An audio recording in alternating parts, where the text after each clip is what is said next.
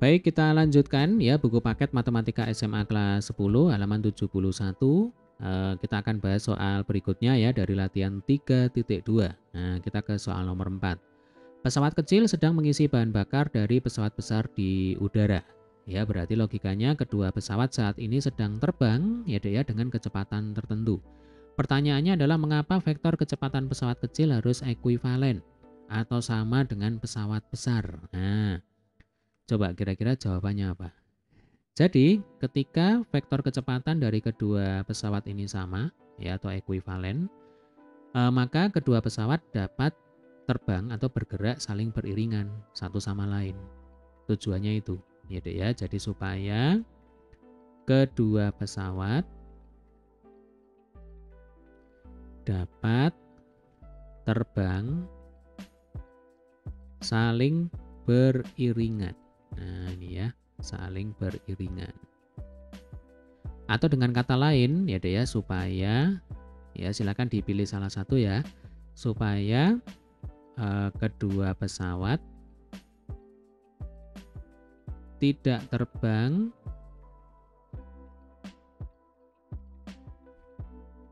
saling menjauh. Nah, ini ya.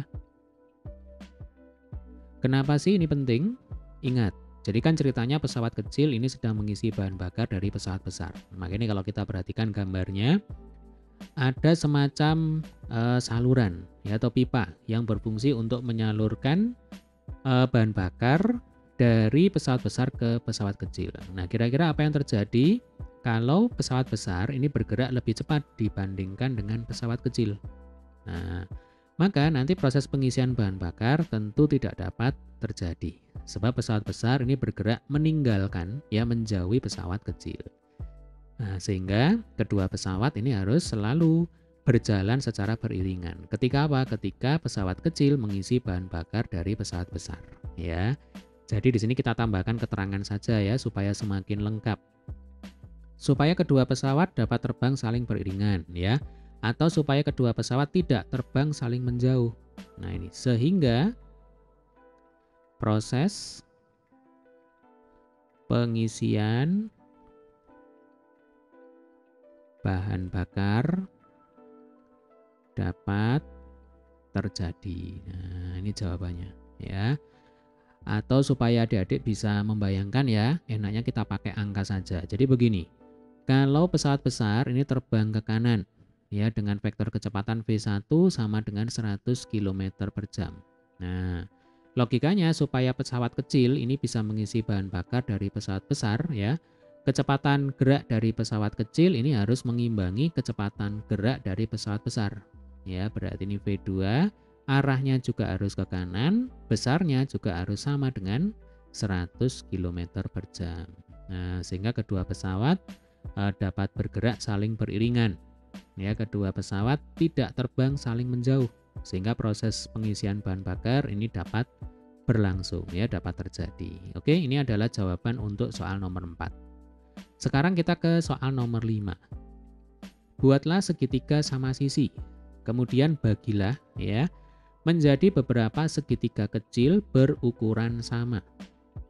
Lalu tentukan berapa banyak segitiga tersebut supaya apa? Supaya diperoleh 3 vektor ekuivalen. Nah ingat, tadi sudah kita singgung ya. Jadi yang namanya vektor ekuivalen, cirinya adalah kedua vektor tersebut harus sama baik dari sisi nilainya ya atau besarnya dan harus sama dari sisi arahnya. Ya Dek ya. Coba kita ikuti saja. Jadi kita akan gambar segitiga sama sisi. Nah, misal saya punya segitiga ABC. Ya. Jelas ini vektor AB, sebutlah ini misalkan vektor ya. Jadi vektor AB tidak mungkin ekuivalen dengan vektor BC, tidak mungkin ekuivalen dengan vektor AC. Ya. Memang sisinya sama tapi kan arahnya beda-beda. Nah, sehingga supaya kita memperoleh 3 vektor ekuivalen, caranya adalah sisi AB ini harus kita bagi 2. Nah, tinggal ditarik garis seperti ini. Ya kan, ini pas di tengah-tengah. Lalu sisi BC ini juga harus kita bagi 2. Ya, ini pas di tengah-tengah. Kemudian sisi AC, ya tinggal satu sisi lagi, ini juga harus kita bagi menjadi 2. Ini pas di tengah-tengah. Nah, misal ini adalah titik P, kemudian ini Q, lalu ini R ya. AP ini ekuivalen dengan PB, perhatikan. Ya, ini karena pas di tengah-tengah berarti panjangnya AP sama dengan panjangnya PB. Kemudian arahnya juga sama. Ya kan? Berarti kalau ditulis nanti AP ya Dek ya.